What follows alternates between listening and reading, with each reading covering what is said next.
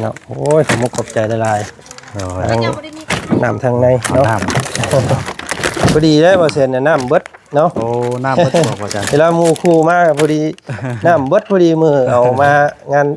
ศพพ่อกะโดยนี่ก็เอาไว้คำว่าเฮาเฮ็ดบุญชินก็เอาไว้บุญเลยเนาะว่าจังเนาะอึ๊บ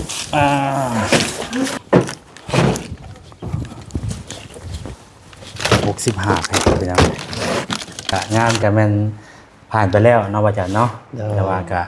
คือว่าอะไรพี่น้อยทางผู้ใหญ่เพิ่นก็บอกว่าบ่เป็นหยังเนาะผ่านไปแล้วก็เอามามอบให้เพิ่นเลยนั่นนะโดยถ้าว่าเฮาได้เฮ็ดบุญเฮ็ดหยังก็แม่นเอาน้ำตัวนี้เลยสินะนั่นแหละก็สิโดยเก็บไว้เป็นมื้อแจกเนาะคนอื่นเนาะโดยทำบุญให้พ่อและก็สิไปไว้นี่แหละพี่น้องเอ้ยขอตั้งหลักก่อนเนาะขอทบทวนเบิ่งเรื่องต่างๆก่อนเดี๋ยวก็จังสิแจ้งพี่แจ้งน้องไปอีกรอบนึงเด้อมื้อเฮ็ดบุญทำทานนำเพิ่นเนาะก็คือสิภายในปีหน้านี่แหละปีสิมานี่แหละพี่น้องปีหน้าเนาะ ปีหน้าก็เอามีแต่จังซั่นแหละมื้อนี้ที่บ่แสนมาพี่น้องเนาะก็มามอบน้ำให้ทางบ่จันแล้วก็พอดีมีเงินเนาะทางผู้หลักผู้ใหญ่เพิ่นฝากมา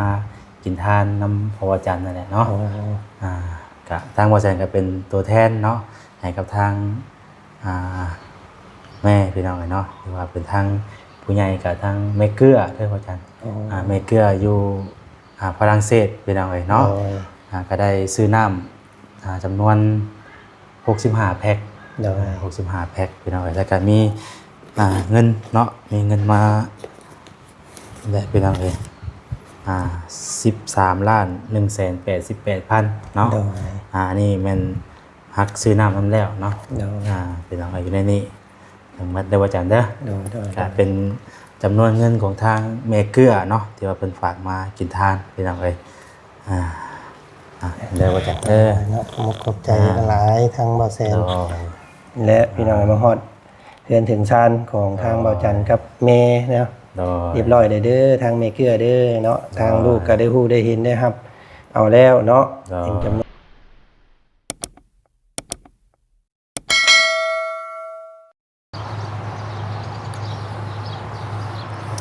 พี่น้องเนาะพอๆกันตอนเกือบเที่ยงพี่น้อง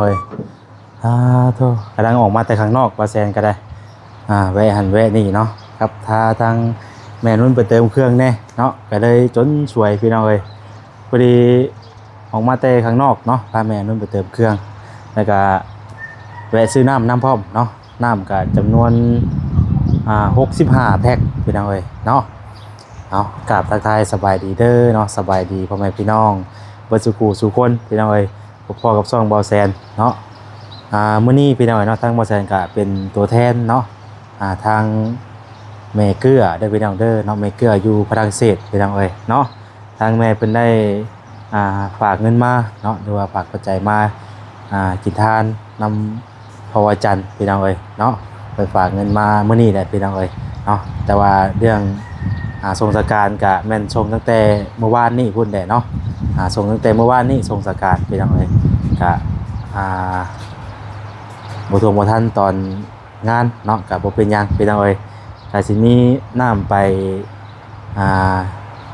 ร่วมน้ำเพิ่นเนาะหรือว่าร่วมกินทานนั่นแหละพี่น้องแต่ว่าก็บ่เป็นหยังเนาะมีแต่ว่าสิเอาไปมอบให้เพิ่นอาจจะได้เฮ็ดบุญเนาะเพิ่นอาจจะได้เฮ็ดบุญพี่น้องเพราะว่าแต่ก็ยังบ่ทันได้ฮู้เด้เนาะว่าเป็นมื้อใดก็พอดีแล้วเอาน้ำมายังไปมอบให้เพิ่นแล้วก็ยังสิได้ถามเพิ่นเพิ่มเติมอีกว่าเพิ่นสิเฮ็ดบุญมื้อใดเนาะยังบ่ทันได้ฮู้พี่น้องก็เอาไปมอบไว้ให้เพิ่นไว้เฮ็ดบุญเฮ็ดศีลก็คือว่าอะไรเนาะก็น้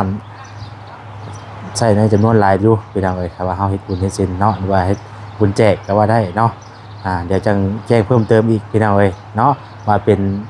มื้อใดเด้อพี่น้องเด้อเนาะเอาคนอื่นก็ขอขอบคุณทาง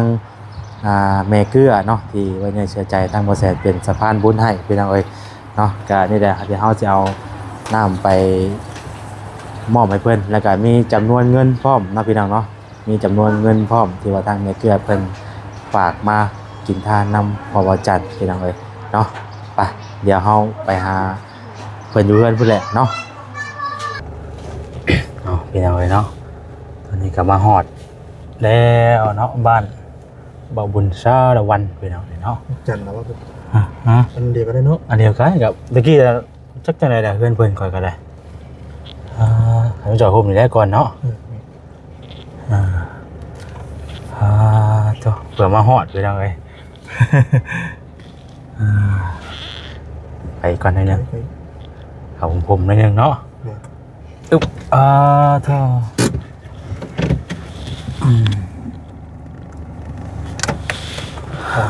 เดี๋ยวเนาะไป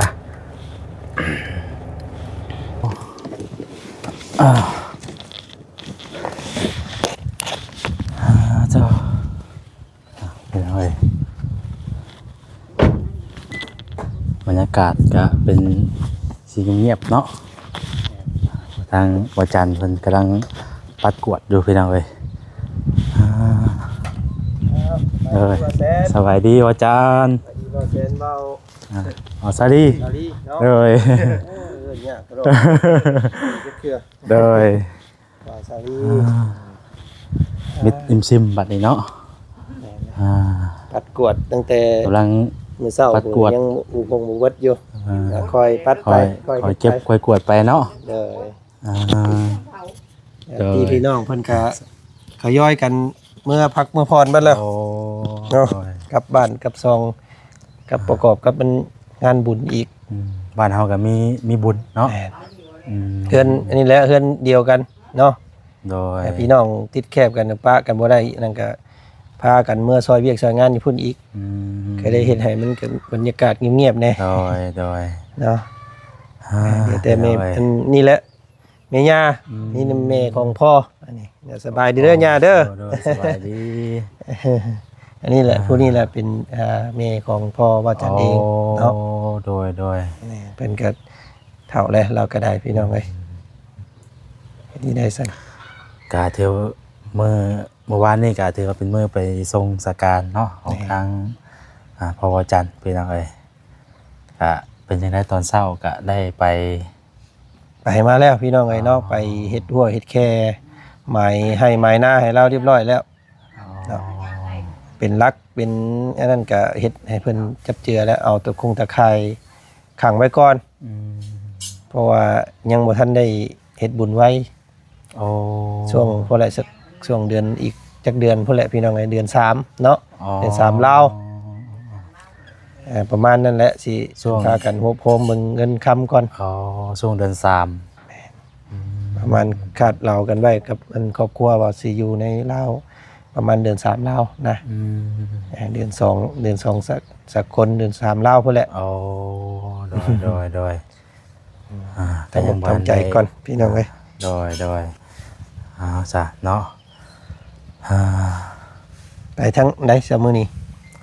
ก็นี่แหละพี่น้องเอ้ยเนาะที่ว่าทางบ่แซนเข้ามากับพอดีเป็นสะพานบุญนะครับทางผู้ใหญ่เพิ่นมื้อนี้ก็ได้เข้ามาพี่ก่อนเนาะ ได้ ก็ยังเช้านี้ก็แล่นออกไปข้างนอกก็เลยกลับเข้ามาก็เลยมาช่วยแน่พี่น้องเอ้ย ทีนี้ก็ทั้งบ่าวบุญเพิ่นนะก็ออกไปเพิ่นก็มามอบอันกินทานนำบ่ช่วงบ่ทันมื้อวานนี้ว่าซั่นก็ บ่บุญ บ่าวบุญมันป่าเพิ่น มันป่าบ่ แม่น โดย ก็บ่เป็นหยังพี่น้องก็บ่ช่วงบ่ทันก็ นี่ก็สิคือกันนั่นแหละบ่อาจารย์เด้เนาะก็เมื่อวานนี่ก็บ่ทวงบ่ทันเนาะเพราะว่าก็บ่ได้ไว้โดนเมื่อวานนี่เนาะมันก็ แม่น บ่ทัน อยู่ไว้พี่น้องไอ้นอนคืนเดียว เกินมาเฮา มีหลายอยู่หมู่คู่เพิ่นว่าโอ้คือเอาพ่อไปไว้แท้เนาะก็จักสิว่ามันขมังกับบุญ บ้านเฮามันมีบุญเนาะบ่อยากว่ามันทับกันสินะเนาะบ่ได้กันเนาะ บุญกับบุญเฮือนแบบว่าสำหรับเฮือนเดียวกันคือกันหั้นนะย่านว่ามันยุ่งมันยาก เบี้ยทั้งนั้นแน่เนาะ แม่น โดย เช่นนี้ได้ทราบว่าพ่อก็เสียแหละว่าเพิ่นก็บ่หายลมหายใจแต่นอนอยู่เฮือนอยู่ซ่านก็สิอุ่นได้แน่ใดเนาะ โดย ผมเพิ่นก็ได้เสียเลยก็เลยตัดสินใจพากันโอ้ล้มกันแล้วก็เอาเพิ่นไปแต่เมื่อวานมืดเป็นมื้อสันวันดี มันก็บ่คัดบ่ขวางหมู่คู่เนาะก็มันนั่นก็มันดนมันนานโพดคือเนี่ยอยู่เนี่ยกินนั่นแหละพี่น้องยันบ่ทงบ่พอเนาะ แต่ว่าโดนก็คือว่าอะไรเนาะ อ่าก ลับมาบัดนอนเห็นพ่อนอนขวางเฮือนอยู่หั่นน่ะเฮาบัดคิดกะนิ่งนำเพิ่นเฮ็ดอีได้บ่เว้าบ่จานำแต่ก็ไปแล้วว่าซั่นเนาะ บ่อยู่หลายมื้อหลายวันก็ครับเฮ็ดอีได้ มีแต่ว่าขอแสดงความเสียใจนำเนาะว่าจัน โดย เพิ่นก็ไปดีแล้วเนาะบ่เจ็บบ่ปวดแล้วล่ะบัดนี้พี่น้องเอ้ยผู้อยู่ก็สู้ต่อไปเนาะบัดนี้ แล้วพี่น้องเอ้ยทุกคนก็ไปมงหนึงมงเดียวกันนั่นแหละเนาะ โอ้แต่ละคนก็จะได้ไปทางเดียวกัน แต่ว่าสิได้ไปไวหรือไปช้าเนาะสิช้าสิเร็วเนาะโดย ไปในรูปแบบใดเนาะ โดย ทางทุกพ่อเพิ่นนี่ไปในรูปแบบเป็นคนอยู่ข้างในพี่น้องเอ้ยเนาะยังบ่ได้ดุดบ่ได้พ้นออกมาซับเอาคิดแค่นิ่งน้ำเพิ่นอยู่มีแต่สิสารความทำบุญให้เรานี่แหละพี่น้องเอ้ยเนาะไปวัดไปว่าแต่ละหม่องแต่ละบอนก็สิแผ่บุญให้เราเนาะให้หลุดพ้นจากการจองจำอยู่หั่นนั่นแหละเนาะบ่ให้อยู่บ่ให้เป็นนักโทษอยู่หั่นนั่นแหละให้ดิษให้วางให้ขึ้นสวงสวรรค์พุ่นแหละเนาะจังได๋ซั่นก็ลูกๆก็เฮ็ดนำพอได้ซำนี้แหละพี่น้องเอ้ยเนาะเอาเพิ่นออกมาสู่อิสรภาพบ่ได้ก็มันเป็นกรรมของพ่อเองเนาะเพิ่นเฮ็ดเองเพิ่นได้เฮ็ดอีได้ซั่น เนาะก็ยังบ่ทันได้ไปเวียกไปงานทางใดเนาะอาจารย์ แน่ ช่วงนี้ อยู่เฮือนอยู่ซ่านก่อนนอนนำแม่ก่อน โดย ให้อุ่นเฮือนนำเพิ่นก่อนจัก คุณสารก่อนเนาะ 2 คืนทำคืนนี่ก็พากันรับนอนอยู่นี้ นอนอยู่นี่เนาะ พากันอุ่นนำเพิ่นก่อนแล้วว่ามื้ออื่นก็สิได้ไปพุ่นแหละซอยเวียกอยู่เฮือนบุญฮุด อ๋อ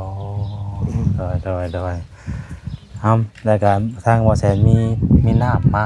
โอ้ มีน้ำมามอบให้ว่าจัน ได้ๆเนาะเอาคนขึ้นพุ่นก็ได้เนาะแม่เพิ่นนั่งอยู่พุ่นเพิ่นขึ้นยากลงยาก เนาะมีแต่ว่า มีแต่ขึ้นพุ่น ไว้เนาะ โดย ขึ้นเนาะ เอาคุณฉันมาหามเอาน้ำซอย มีน้ำ ลงก่อน เดี๋ยวเขาวอแสนสิบอกว่าจังใดเนาะ โดย ที่ไปที่มาแบบใดนะพี่น้องเอ้ยเอาขนน้ำขึ้นไว้ก่อนเนาะและว่าจันเลย65 แพ็คเนาะ โอ้เดี๋ยว น้ำน้อยถอยก่อนบ่ เอาขึ้นไว้ในทั้งเทือนเพิ่นแหละเนาะ ถอยรถเข้าไปใกล้ก่อนเนาะ ได้บ่เอาถอยก็ได้ไป โดย มันจะใกล้กูนี่นะ ว่ามันไก่เนาะ โดย โอเค ถอยรถเข้าอีกก่อนเป็นยังไง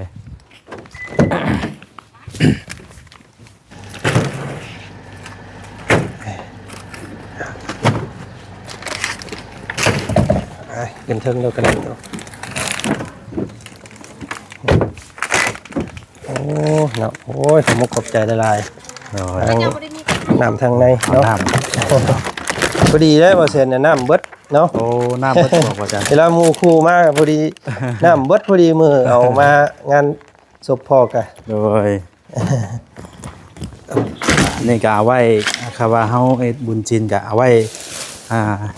บุญเลยเนาะว่าจันเนาะอึ๊บ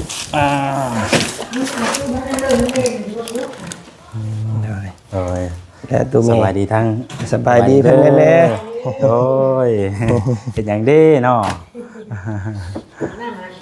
อ๋อโดยเดี๋ยวไปคนหน้าไปก่อนเด้ออ๋อชุดชำนี่เนาะ สุดชำนั้น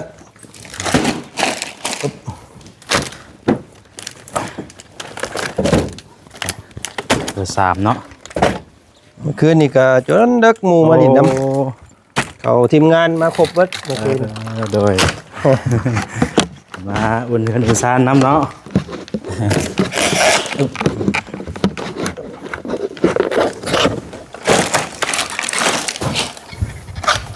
นับก่อน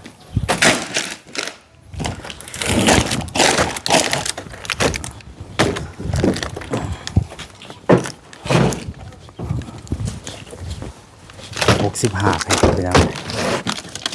ว่าโอ้วางยาวสิเลยเนาะยาวสิเลยว่ะ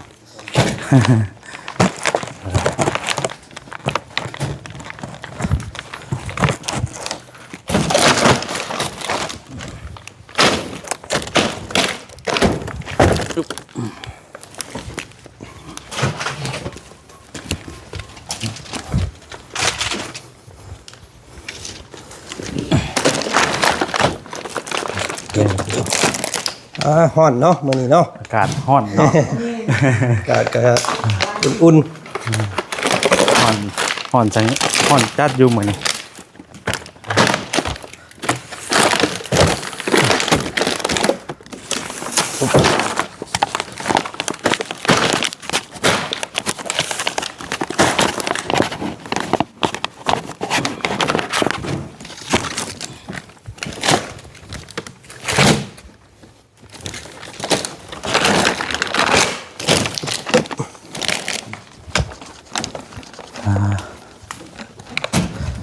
ร้อนพี่น้องเอ้ย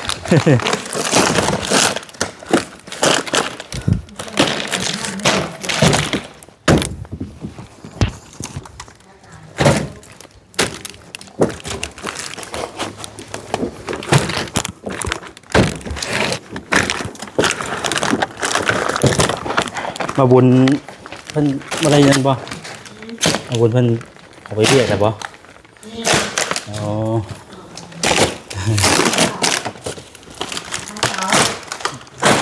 อ๋อเพิ่นออกไปได้เนาะ ๆขายข้าวอัน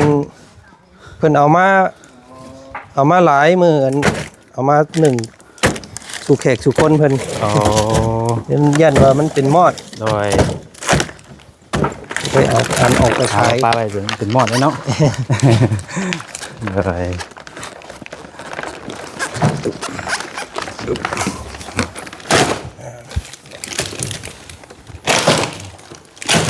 เฮ็ดได้ ก็ได้ ใส่สิเพิ่นแล้วล่ะพี่น้องเอ้ย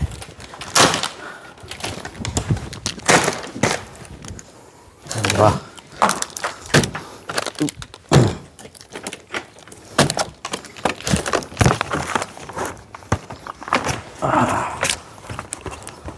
แดดร้อนจัดคักขนาดเลยมัน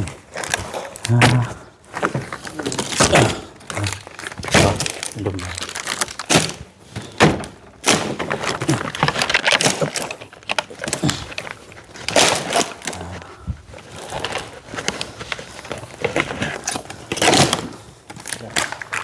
เห็นบ่ตูดรถขับไปของมันเขาเนี่ย น้ำได้บ่แซน เอาโดย น้ำเย็นตะกล้องเลย เจ้า เอ้ย ฮ้อนเนาะอากาศบ้านเฮาก็นี่แหละพี่น้องเอ้ยเนาะเดี๋ยวก็ฮ้อนเดี๋ยวก็หนาวเนาะ ช่วงเช้าหนาวเย็นพี่น้อง ครับช่วงตัวแรงๆเนาะ แม่น ตัวแรงๆหน่อยหนึงพี่น้องเอ้ยก็เย็นๆอากาศหนาวเย็นคนก็บ่ค่อยสบาย อากาศเปลี่ยนอาจารย์ก็เจ็บคอพี่น้องเอ้ย ไอ้เป็นเรื่องอ่ะไอ้สองเรื่องอะไร โดยพัดลมเพิ่นจะนั่นบ่บ่ได้ที่พัดลม มี บ่ พัดลมเพิ่นเพิ่นไปทางนี้เปิดพัดลมก่อนหน่อยหนึงสบ่แซนเพิ่นอ่อนเด้อพี่น้องเอ้ยบ่เบิ่งกันเด้อ คือฮ้อนแท้นะ เป็นต้นทองเลย เออ เป็นต้นทอง เดือนชานก็ยังบ่ทันได้เก็บได้เมียน ยังบ่ทัน ปาใด ได้เมียนแล้วคักน้อย แม่น เก็บข้าวๆมันมาดไว้ซื่อ ใครบ่มาบ่จักเนาะบ่เป็นหยังบ่จัน ๆได้อีกแล้ว เจ้าฮ้อนนะพี่น้องเอ้ย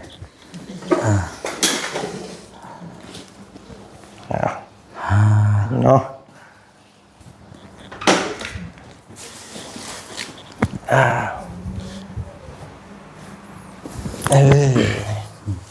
อากาศเริ่มอุ่นๆได้เนาะ เอาพี่น้องเอ้ยเนาะก็งานก็แม่นผ่านไปแล้วเนาะบ่จันเนาะแต่ว่าก็คือว่าแหละพี่น้องเอ้ยทางผู้ใหญ่เพิ่นก็บอกว่าบ่เป็นหยังเนาะผ่านไปแล้วก็เอามามอบให้เพิ่นเลยนั่นนะ โดย ถ้าว่าเฮาได้เฮ็ดบุญเฮ็ดหยังก็แม่นเอาน้ำตัวนี้เลยสินะ แม่นและก็สิ โดย เก็บไว้เป็นมื้อแจกเนาะคนอื่นเนาะ โดย ทำบุญให้พ่อและ เนาะ ก็สิไปไว้นี่แหละพี่น้องเอ้ยขอตั้งหลักก่อนเนาะขอทบทวนเบิ่งเรื่องต่างๆก่อน โดย เดี๋ยวก็จังสิแจ้งพี่แจ้งน้องไปอีกรอบหนึงเด้อ อ๋อ มื้อเฮ็ดบุญทำทานนำเพิ่นเนาะก็คือสิภายในปีหน้านี่แหละ ปีสิมานี่แหละพี่น้อง ปีหน้าเนาะ ปีหน้าก็ยังบ่หลดได้เนาะ วันที่ยังชะมื้อนี้ เช้า เราซีบ่มื้อนี้ เนาะมื้ออื่นก็ที่25วันคริสต์มาสได้มื้ออื่นเนาะวันปีใหม่ของทางพังนั่นได้มื้ออื่นนี่ก็ได้พี่น้องเป็นวันคริสต์มาสแล้วก็ต่อมาก็สิเป็นวันเข้าดาวน์เนาะ โดย ปีใหม่สากลนี่ยังไงเอ้ย เนาะก็บ่คิดบ่ฝันเนาะว่าอาจารย์ว่าสิมาไวขนาดนี้เนาะ โดยผมคิดตอนนี้ก็ยังบ่อยากเชื่ออยู่พี่น้องไอ้ว่าพอแบบอยู่ในอันเพิงไผเมื่อวานนี้เบิ่งคลิปแต่ละเทื่อก็โอ้คิดว่าทรงสิบ่แม่นพ่อเฮาหั้นนะ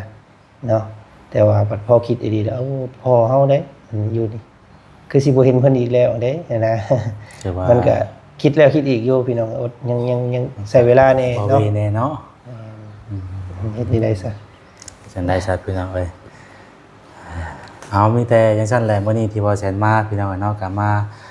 มอบน้ำให้ทางบ่จันทร์แล้วก็พอดีมีเงินเนาะทางผู้หลักผู้ใหญ่เพิ่นฝากมากินทานนำพ่อจันทร์นั่นแหละเนาะก็ทางบ่แสนก็เป็นตัวแทนเนาะให้กับทางแม่พี่น้องเนาะหรือว่าเป็นทางผู้ใหญ่กับทางแม่เกลือเด้อพ่อจันทร์แม่เกลืออยู่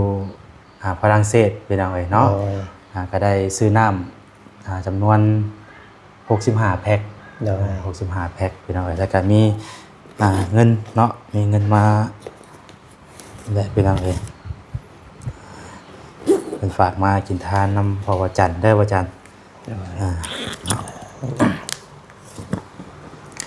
เงินจำนวน600เนาะ600ยูโรวันนี้ว่าแสนก็เอามาเป็นเงินกีบพี่น้องเนาะก็รวมทั้งหมดเงินได้เงินอยู่14 ล้านเท่าไหร่นะมันก่อนเด้อ เพราะว่าฮักซื้อน้ำน้ำนี่ได้บ่จันเด้อฮักซื้อน้ำน้ำนี่พร้อมพี่น้องเนาะซื้อน้ำน้ำแน่แต่ก็ส่วนที่เหลือเนาะส่วนที่เหลือก็จำนวนเงินทั้งหมดก็แม่นมันก็เดินนับมันก่อนเนาะ1 2 3 4 5 7 8 9 10เนาะ10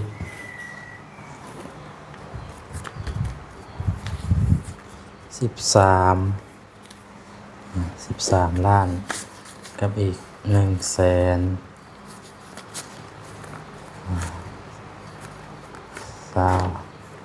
40 80เนาะ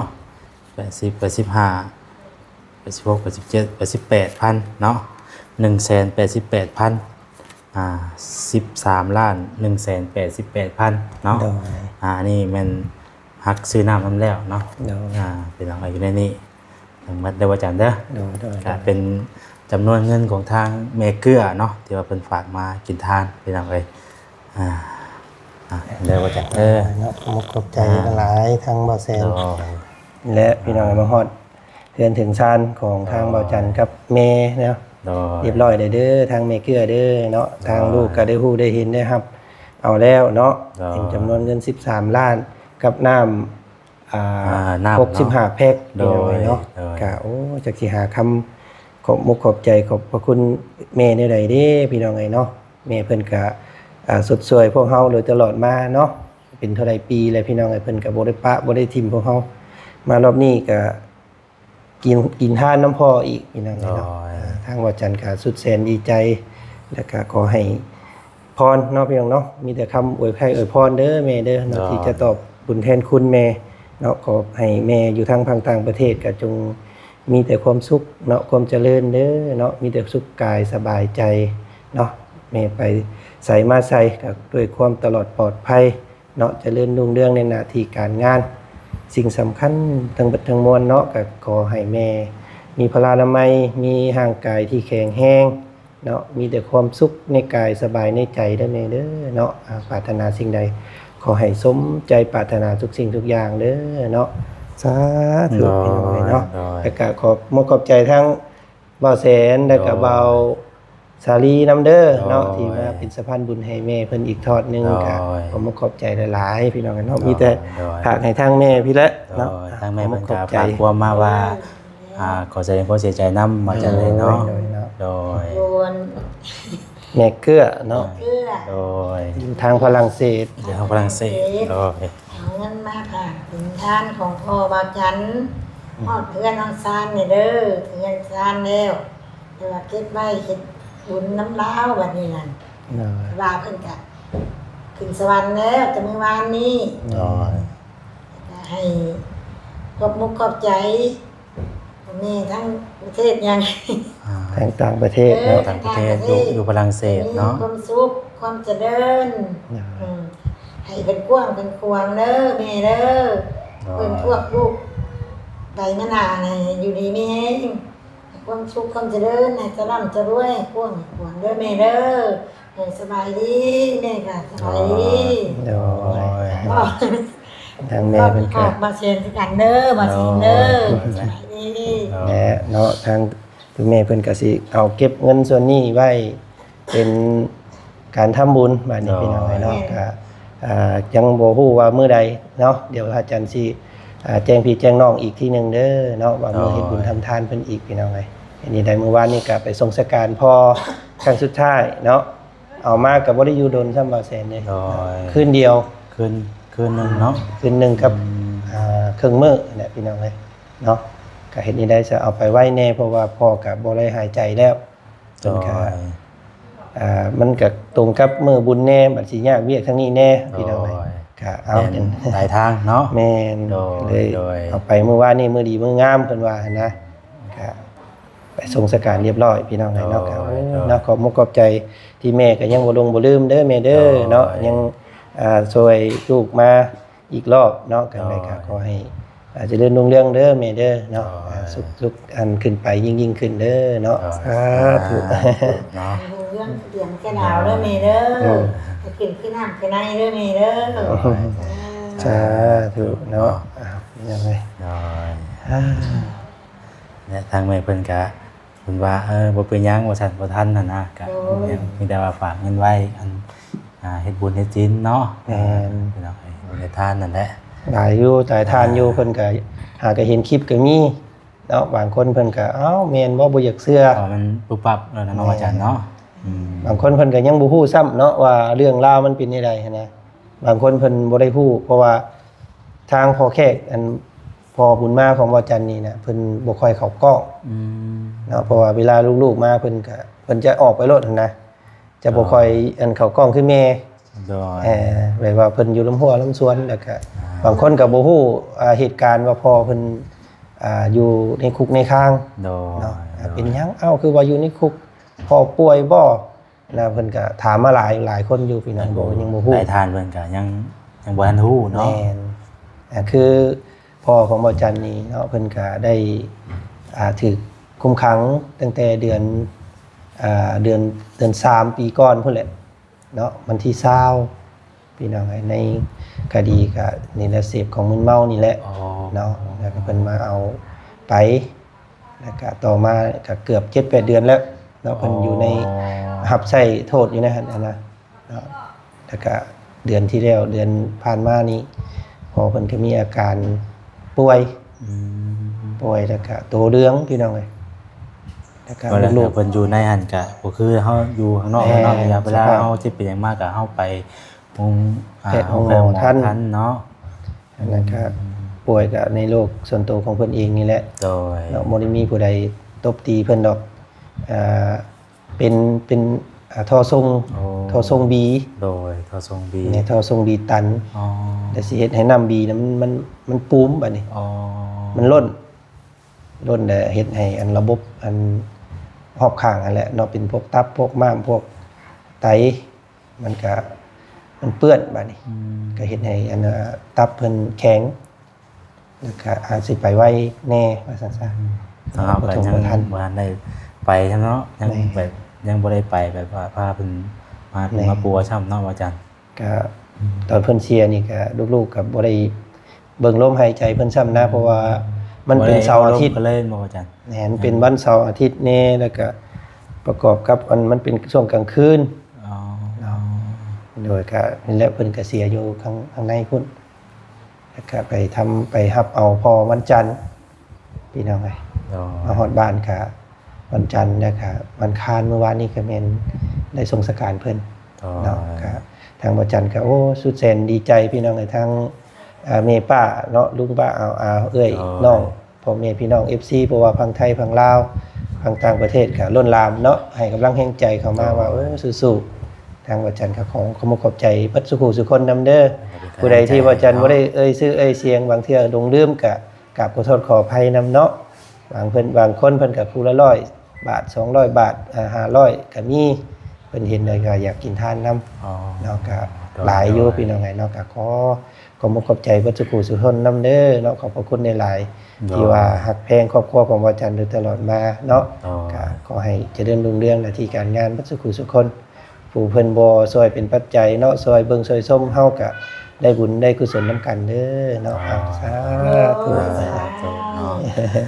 เอากะมีแต่จังซั่นแล้วบัดนี้เนาะว่าอาจารย์ทางบ่แซนกะจะได้ลำลาแล้วพี่น้องเอ้ยเนาะ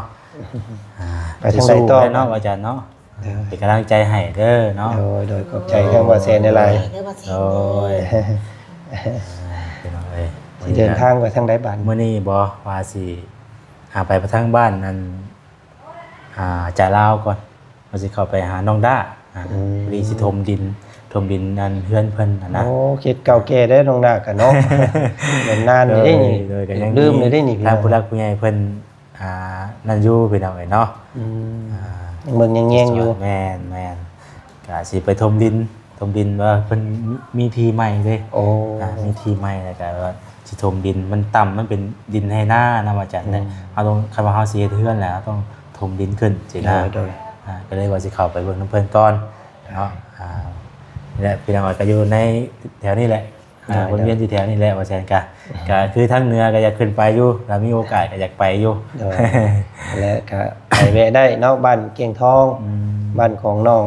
น้องบุตรตอนนี้พี่น้องกำลังระดมกันสิเฮ็ดเฮือนให้เพิ่นแต่ว่าก็อยากศึกษานิดนึงเด้อเนาะถ้าแป๊บนึงเพราะว่านี่แหละอุ่นครอบครัวก่อนทางว่าจันก็ได้ บ่ได้เอาก็อยู่น้ำเพิ่นน้ำซ่านก่อนเนาะ แม่ พี่น้องแล้วก็จังไปนะว่าจันเนาะ แม่ไปมาๆกลับไปกลับมานี่ ช่วงนี้ เนาะเอาสู้ๆแล้วว่าจันเลยเนาะ โดย โดย นะครับ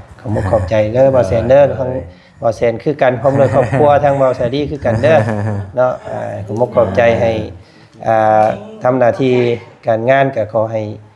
รุ่งๆปังๆเนาะร่ำๆรวยๆเนาะมีแต่คนฮักคนหอมไปทางใดมาทางใดก็มีแต่คนอุ้มสู้เนาะขึ้นทางเหนือก็มีคนช่วยเฮือบ่ค่าเฮือเนาะขึ้นทางเหนือมีคนช่วยค่าไม่ค่าต่อค่าอยู่ค่ากินพี่น้องเนาะไปทางใดก็ด้วยความตลอดปลอดภัยเด้อว่าแซนเด้อ ขอบใจหลายว่าจันเลยเนาะ ขอบใจหลาย โดยอันวัชรีอันถ่ายรูป เก็บไว้เด้อ ไว้ไม่เกลือเพิ่นฝากมากีตาร์นำ เดี๋ยวว่าตัวแต่แรกๆของพวกอันทีมงานเฮาพุ่นแหละเนาะเพิ่นก็สดสวยเบียกสวยงานสวยภายในครอบครัวก็โดยทั่วถึงเนาะก็ขอบใจหลายๆเด้อแม่เด้อเนาะ สวยๆเข้ามาเนาะยังบ่ปากบ่ทิ่มมาว่าจัดเนาะ แม่น ซาบซึ้งน้ำใจของทางแม่เพิ่นเป็นจังไดเนาะไปใส่เด้อว่าจันเด้ออยู่ดีมีแฮง เอาขอบใจว่าจะคู่สุคน จะได้เดินทางไปเรียกก่อนว่าแซน ไปเดินทางปลอดภัยว่าแซนเนาะจะได้รุ่งเรืองเด้อ กอดบัดนี้พี่น้องเอ้ยเนาะ ได้ ไปพี่น้องเอ้ยเนาะกำลังว่าสิออกเมื่อพอดีเห็นทางบ่าวบุญเพิ่นออกมาแต่ข้างนอกบ่าวบุญสบายดีเด้อ ทางเล่งอยู่เปล่าแสนเลย โดย ป้ายเป็นสุบรุษเนี่ย โอ้ยักป้ายรุดบ่ สองเทื่อแหละเทื่อแรกรุดข้างหล่างบันนี้คือสุบรุษแล้วมันมีน็อตตัวแม่ตัวผู้มันเกี่ยวกับตัวนี้เนาะ รุ่นเรื่อยเนาะ เป็นของบุญมันปลาเนาะเป็นมั่งกับจ้างออก ทั้งสร้างคนยิงเขาจ้างเล็กเลย ตักเทื่อแล้วอัน ของข่อยนี่สองเทื่อ สองเทื่ออะไร ครับก็ตมิดน่ะข้างหล่างเลยสองมาข้างหน้ามันคือสุบรุษแล้วบาดใจ แต่ว่าของข่อยยังบ่เคยรุดเลย รุ่นก่อนน่ะมันบ่รุด บ่รุด ก่อนน่ะมันสิเน้น ทั้งหลังนี่บ่ค่อยมีปัญหา อันนี้ก็ตั้งแต่เพิ่นยิงให้เพิ่นได้ทางนั้นเพิ่นยิงให้แล้วก็แม่นก็นั่นเลยอยู่อันแน่นอยู่ได้บ่บุญ แบบมันขาดเลยนะมองนี่เกี่ยวมันเนี่ย หรือว่ามันเป็นน้ำมันตัวนี้มันบ่นั่นบ่เนาะหรือว่าคันเฮายิงแบบซี่เฮาบ่ใส่ขอบอย่างหยังมันสิบ่รุดบ่แบบซี่ก็รุดคือเก่าแม่นบ่ มันบ่คืออันนั้นมันบ่คือตัว มัน นี้ มันเป็นบ่คือกันนะมองสิว่าเฮาจำน็อตนำบ่ แม่นมันจักสิว่านี่เลย อั อันนี้มันแน่นนะ เบิ่งฮู้กันยิ่งหนึ่งบู้กัน เพราะว่าอยู่ในอันนี้น่ะเป็นอันว่าอยู่อันนั้นเพิ่นเลยอยู่ทางโยธาเพิ่น อยู่ เพิ่น ท่า ยิง คือกัน คือกัน บ่ ออกมาแรกๆก็อยู่ท่ายิงให้แล้วก็รุด รู้คือเขามันเป็นน้ำตัวหมองจับเนาะมันเป็นน้ำตัวนี้มันบ่บุญมันแน่นไปเลยกันมันก็ออกคือเขาเนาะมันพลอยเนาะ ฮักเลยฮักกับน็อตมันเนี่ย อืม น็อตที่มันยิงเข้าไป อืม ขาดเลยนะขาด เลยว่าสิหาวิธีบัดนี่สิหาอะไร ว่าแล้ว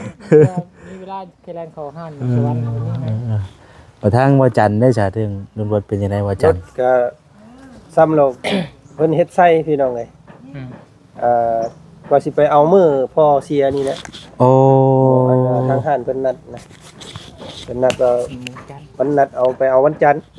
เพิ่นนัดไปวันจันทร์เนาะ สิให้ลูกให้หยังหยุดทำยุดเทียนน่ะสิพากันไปรับเอารถมื้อนั้น โอ้ แต่ทางคุมขังเพิ่นโทรมา เวลากับเพิ่นแจ้งข่าวตัวนี้ก่อน เพียงข่าวให้พ่อก่อน โดย เลยโจ๊ะตัวรถก่อน อ๋อ คิดว่าสิไปรับรถเลยสิไปเยี่ยมพ่อแล้วไปบอกพ่อว่าเอารถใหม่มาได้เด้ โอ้ อเนาะพอดีมารับรถแล้วว่าสิเข้าไปเยี่ยมเพิ่นนะครับมีข่าวให้แบบนี้ซ้ำพี่น้องก็เลยโจ๊ะไว้คันน่าสิเป็นจักวันใดแล้วบัดนี้ว่าวันจันทร์หน้าเพิ่นเลยสิไปเอา รออันนั้นก่อนเนาะเบิ่งวันซะก่อนเนาะอาจจะไปเอาบ่ได้ติดไม้ เป็นมันคาดว่าเว้ากันกับลูกกับเมียว่า เป็น วันจันทร์ รถนี่แบบเพิ่นคันใหม่เลยบ่หรือว่า เพิ่ จั น ง ใหม่เพิ่นว่า โอ้ เด็กจักเด็กทางก็เป็นเด็กใหม่บัด อ๋อ เด็กจัก6แล้วก็เด็กทางเพิ่นก็954แล้ว9อัน924 โดย มันก็ ตอนแรกก็เพิ่น เก่า หรือว่าทั้งอันชวนเพิ่นก็รับประกันให้เนาะ แม่นเพิ่นก็เคลมให้เป็นคันใหม่เลยเพิ่นว่าเขาจะบ่เอาคันเก่าให้มันสิเสียสถาบัน โอ้ เขาเพิ่นว่านะก็ยืนยันด้วยสถาบันเลยเพิ่นก็ได้เพิ่นเอาบริษัทเป็นประกัน จุดเริ่มต้นน่ะมันเป็นหยังเกาะบ่จันตอนแรกนะ แรกๆกันมันฝนตกเนาะฝนตกแล้วมันขอบกระจกนี่นะมันบ่เต็มขอบ อ๋อ มันเป็นรูปป่องๆอยู่นี่ อยู่เมืองเจนี่เวลาฝนตกแบบมันก็ มันไหลลงไปหันบัดนี้เนาะ ซึมลงมาตามสายฟืนสายไฟอยู่ใน อ๋อ อังวัดนั่นแหละ ระบบล้วนเลย ล้วนคือไฟอย่างคันดิงอย่าง สมมุติแบบว่าคันคือฝนบ่ตกนี่เฮาล้างอย่างธรรมดามันก็เข้าคือเก่าแม่นบ่ เขาอยู่แต่ว่า มันสิน้อย สังเกตเห็นอยู่ตอนนั้นล่าง แต่ละเทื่อนะเฮาเวลาเฮาล่างนะเฮาขี่ไปมันก็หยาดใส่ตีนครับปั๊บ น้ำมันใช้ น้ำมันพุ่งเข้าอยู่ข้างนอก หรือว่าน้ำน้ำหยังสิบ่เนาะ แม่น เออ ก็เลยบ่ได้คิดอย่างไรแต่ว่ามื้อนั้นแบบฝนตกดิน ฝนตกดินแล้วก็นั่นบาดนี้เห็นมองเห็นเลยบาดนี้ว่ามันเข้าอะนะ โอ้ฮาก็ไปประสานงานคุยกับเพิ่นบัดนี้เนาะจักมือก็ว่าจัน บ่ฮอด5มื้อนะคือมา โอ้ ขี่ประมาณ5มื้อ6มื้อนี่แหละบ่ฮอดอาทิตย์ ถือว่าได้คันใหม่ไปบัดนี้เนาะ เนี่ยเพิ่นว่า อ่า เป็นคันใหม่รุ่นใหม่เลย โดยแต่ว่าก็สิใช้เวลาแน่เนาะอาจารย์เนาะตั้งแต่โดนเติบเลยเนาะ เกือบ2เดือนนะ เดือน เพิ่น กว่า เพิ่นเกมใหม่ให้เนาะ เดือนไปและสิทอไปนำทางบาบุญเพิ่นทำมาทางพี่บ่มีรถก็ยากคือกันบ่จังก็ได้ จักสิ จะกี่ไว้ที่ไหนแล้ว ก็ยากอยู่เล่นเนาะ ดีกว่าน้องเพิ่นก็ได้รถ โดยทางบ่บุญก็ดีใจนํเนาะที่ว่ามีรถยานพาหนะเนาะเล่นไปเวียกไปงานสะดวกสบายนั่นแหละพี่น้องเอ้ยเนาะ ดีพี่น้อง โดย ไปแลนเรียกซอยกัน โดยไปสายประมาณนั่นแหละเด้อทางบ่แซนก็จะได้ ขอบ ก่อ ใจ ตัว ทางบ่าวแสนละลายเนาะขอบใจทาง โดย คุณยายใจบุญพันธ์พี่น้อง โดย มา สินทานหรือว่าสะดวกทำบุญนำครอบครัวมาบุญสารวัตรจัดเนาะ โดย ขอบคุณหลายๆเด้อทำให้เสียบุญได้บุญได้กุศลนำกันได้หลาย โดย ไปซะเนาะพี่น้องเอ้ยไปเบียกไปงานต่อก่อนบ่แซนกับบัด ใน นี้ บาท บ้านว่าสิไปบ้านบุญยางโดย ไปซะเนาะสบายดีเด้อโดย ทางปลอดภัยขอบใจได้หลาย โดยเอ้าห่มคักอยู่นี่เนาะห่มโดยเอาเตียงยังมานั่งอีกโอ้คักแท้นี่ เพราะว่าต้นไม้มันก็ต้นมะขามพี่น้อยเนาะ